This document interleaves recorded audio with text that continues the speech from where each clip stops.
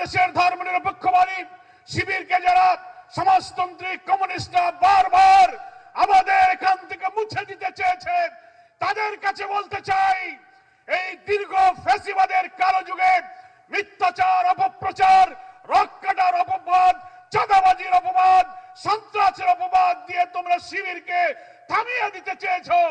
তোমরা হত্যা, সন্ত্রাস, খুন, গুম, রিমান্ড, ক্রসফায়ার, আয়নাগরের চেষ্টা করে রক্তাক্ত পথ মারিয়ে তোমাদের উপেক্ষা করে শিবির আজকে সরের দুধ দানে প্রমাণ করেছে তোমাদের কোন বাধা শিবিরকে আটকে রাখতে পারে নাই।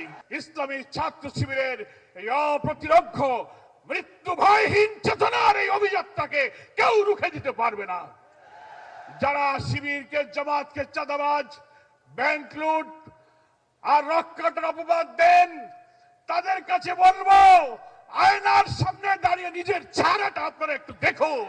নতুন অন্তর্বর্তীকালীন সরকারের দায়িত্বে একটি নির্বাচিত সরকারের হাতে ক্ষমতা হস্তান্তরের এই অভিযাত্রাকে যদি কোন চক্রান্ত থামিয়ে দিতে পারে, অন্তর্বর্তীকালীন এই সরকারকে যদি কেউ ব্যর্থ করে দিতে পারে, মনে রাখবেন জাতির জন্য একটি মহা দুর্যোগ অপেক্ষা করছে। আমরা দেশবাসীর কাছে আহ্বান জানাই, সকল অপপ্রচার, মিথ্যাচারের বেড়াজাল ছিন্ন করে আসুন একটি শান্তিপূর্ণ বাংলাদেশ, নতুন রাষ্ট্র বিনির্মাণের চেষ্টায় আমরা এই দেশের মানুষকে ঐক্যবদ্ধ করি।